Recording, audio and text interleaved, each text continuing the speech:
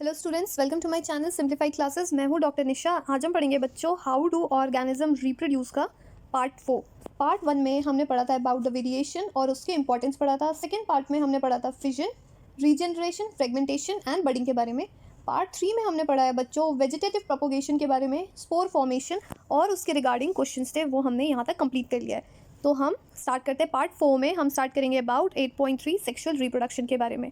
So start करते हैं। We are also familiar with the mode of reproduction that depend on the involvement of the two individual before a new generation can be created। कह रहा है कि हमें किसके बारे में फेमिलियर है, हम रिप्रोडक्शन के बारे में पता है हमें।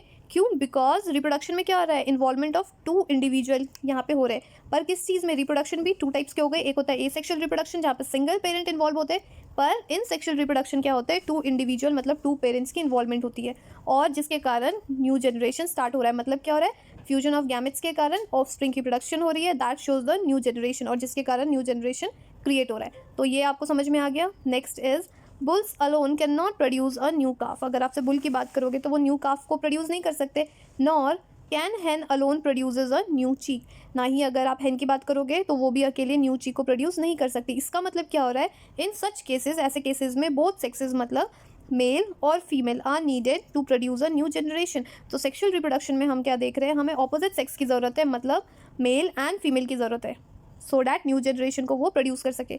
Next is what is the significance of this sexual mode of reproduction. ये जो हम बात कर रहे हैं सेक्शुअल रिप्रोडक्शन, ये तो आपको समझ में आ गया, लेकिन अब जो इनका सिग्निफिकेंस क्यों है, they are any limits of the asexual mode of reproduction. कह रहे हैं क्या कुछ लिमिटेशंस है किस चीज़ की, एसेक्सुअल मोड ऑफ रिप्रोडक्शन की, या फिर सेक्शुअल रिप्रोडक्शन के एडवांटेजेस क्या है। तो यहाँ पे आपको ये चीज़ें दे रखी है।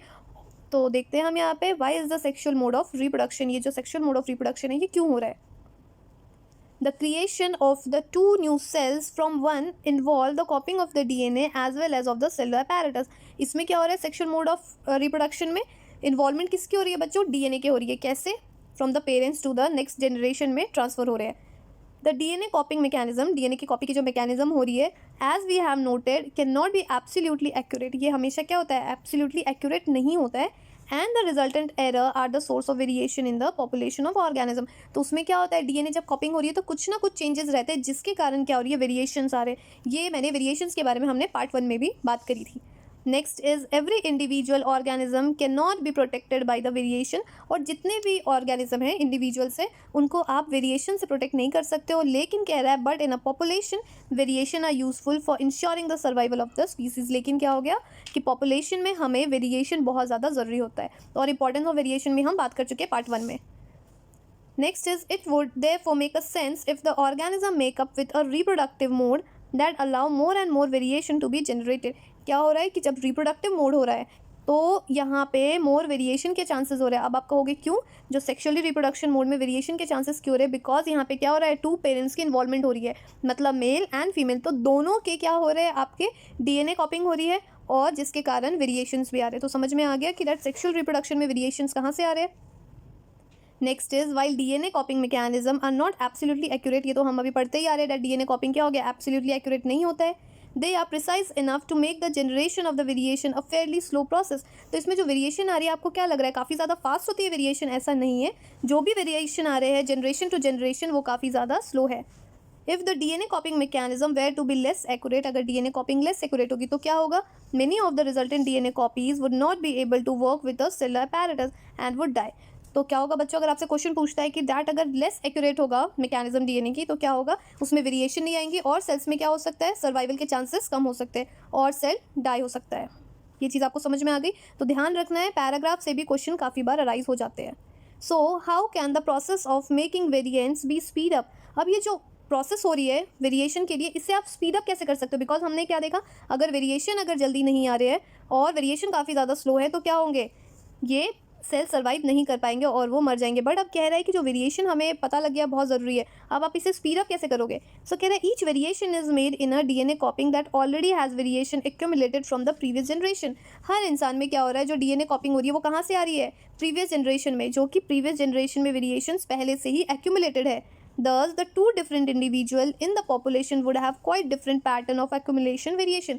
इसलिए क्या हो गया, जो दो इंसान इसमें इंडिविजुअल इन्वॉल्व हो रहे इन द सेक्शुअल रिप्रोडक्शन, इसमें क्या होगा, वेरिएशन आपको काफ़ी ईजिली शो हो सकता है।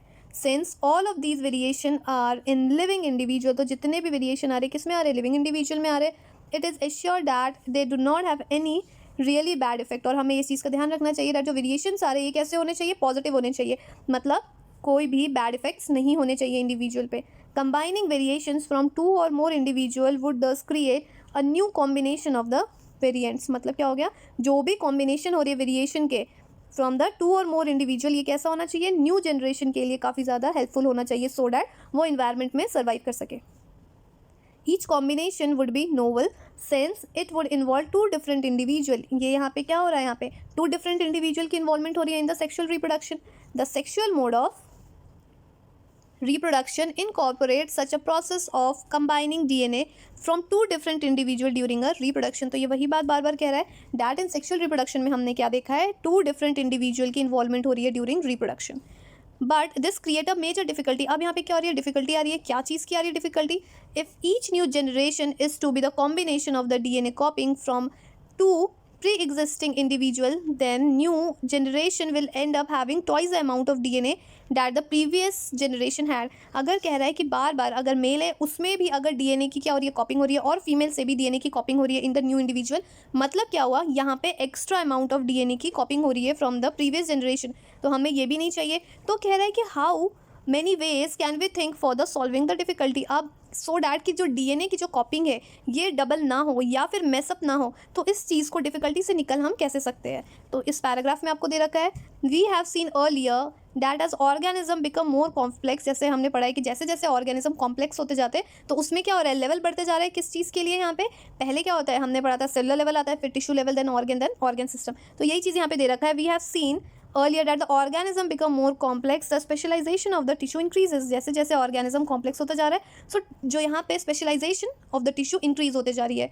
One solution that many multicellular organisms have found for a problem mentioned above to have the special lineages of the cells in the specialized organ in which only half of the number of the chromosome and half number of the DNA as compared to the non-reproductive body cell। तो इसमें क्या हो रहा है, इस चीज़ को ध्यान से समझिए। एक पेरेंट से क्या हो रहा है, अगर ऑर्गेनिज्म में मतलब ऑफस्प्रिंग में कितना अमाउंट ऑफ DNA जाएगा या कितना अमाउंट ऑफ क्रोमोसोम जाएगा, तो हमेशा half number of DNA as compare to the reproductive body cell. तो क्या हो गया, मेल से भी क्या हो गया, अगर बच्चों DNA की हाफ हो रही है कॉपिंग और फीमेल से भी हाफ कॉपिंग ऑफ DNA हो रही है, तो क्या होगा, जितना अमाउंट ऑफ हमें क्रोमोसोम चाहिए उतना ही होगा। तो यहाँ पे क्वेश्चन आया था कि इस चीज़ को, इस डिफिकल्टीज़ को आप कैसे सॉल्व कर सकते हो, बिकॉज अगर हाफ नहीं होगा तो क्या होगा, क्रोमोसोम के नंबर डबल हो जाएंगे। जब क्रोमोसोम के नंबर डबल हो जाएंगे तो क्या होगा, न्यू ऑर्गेनिज्म का हो सकता है फॉर्मेशन हो जाए। तो अगर आपसे कोई पूछे डैड एक जनरेशन से दूसरे जनरेशन में अगर फॉर्मेशन हो रहा है आपके ऑफ स्प्रिंग के, बट वहाँ पे क्या हो रहा है कि नंबर ऑफ क्रोमोसोम कितना रहेगा, तो आप क्या बताओगे, नंबर ऑफ क्रोमोसोम कांस्टेंट रहेगा। क्यों, because number of chromosome every individual से हाफ हो जाता है। This is achieved by the process of a cell division. तो ये कैसे हो रहा है, सेल डिवीजन, कौन सा सेल डिवीजन, मियोसिस। क्लियर है बच्चों। Thus, when these germ cells from the 2 individual combine during the sexual reproduction to form a new individual, it result the re-establishment of the number of chromosome and the DNA content in the new generation। तो इसलिए क्या हो गया, यहाँ पे meiosis division हो रहा है और यहाँ पे क्या हो रहा है, क्रोमोसोम नंबर हाफ हो रहा है, इसलिए जो क्रोमोसोम का नंबर है वो थ्रू आउट द ऑफस्प्रिंग क्या होगा, कॉन्स्टेंट रहेगा। समझ में आ गया बच्चों। नेक्स्ट पैराग्राफ में क्या हो गया, if the zygote is to grow and develop into the organism which has a highly specialized tissue and organ, then it has to have different sufficient stores of energy for doing this। क्या कह रहा है, अगर zygote grow हो रहा है, develop हो रहा है इनटू द ऑर्गेनिज्म, और वो किस में ग्रो हो रहा है, हाईली स्पेशलाइज्ड टिश्यू में, तो उसे क्या चाहिए, सफिशिएंट अमाउंट ऑफ एनर्जी चाहिए फॉर डूइंग दिस। अब ये क्या होगा, इन वेरी सिंपल ऑर्गेनिज्म, जो सिंपल ऑर्गेनिज्म है मतलब सेलर लेवल पे, it is seen that the 2 germ cell are not very different from another और मे इवन भी सिमिलर। तो हम क्या देख रहे हैं बच्चों, जो सेलर लेवल की हम बात कर रहे हैं या फिर काफ़ी सिंपल ऑर्गेनिज्म की बात करें, तो उसमें जर्म सेल्स में काफ़ी ज़्यादा वेरिएशंस नहीं होती है।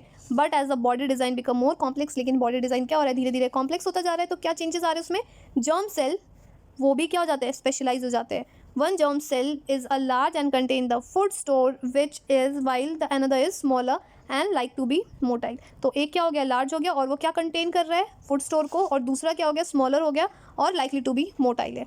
Next is conventionally the motile germ cell is called the male gamete and the germ cell containing the store food is called the female gamete। अब जो यहाँ पे बात हुई है male and female germ cell, तो मेल जर्म सेल क्या हो गया आपका, स्पर्म हो गया, और फीमेल जर्म सेल क्या हो गया, ओवम हो गया। जो मेल जर्म सेल है ये क्या हो गया, मोटाइल हो गया। इस चीज़ को आप ध्यान से देखिए, द मोटाइल जर्म सेल, जो मोटाइल जर्म सेल हो गया ये क्या हो गया, मेल गैमेट हो गया। तो मेल गैमेट आपसे पूछा जाएगा वो मोटाइल है या फिर नॉन मोटाइल है, तो आप क्या बताओगे, मोटाइल है। मोटाइल का मतलब क्या हो सकता है, उसमें मूवमेंट है, लोकोमोशन है, यहाँ पे मतलब मूव कर सक रहा है from one place to another. और यहाँ पे क्या हो रहा है, जो जर्म सेल है कंटेन क्या कर रहा है, स्टोर फूड, जिसको हम फीमेल गैमेट कह रहे हैं। तो ध्यान रखिएगा, फीमेल गैमेट नॉन मोटाइल है और फीमेल गैमेट क्या हो रहा है, फूड को स्टोर करने में हेल्प कर रहा है, और जो मेल जर्म सेल है वो मोटाइल है। क्लियर हो गया। We shall see the next few section, हम नेक्स्ट फ्यू सेक्शन के बारे में देखेंगे, किस चीज़ के लिए, how they need to create these two different types of gamete give rise to differences in the male and female reproductive organ and in some cases the differences in the bodies of the male and female organism। और हमें ये भी देखना है that mail and female organism में क्या क्या differences है।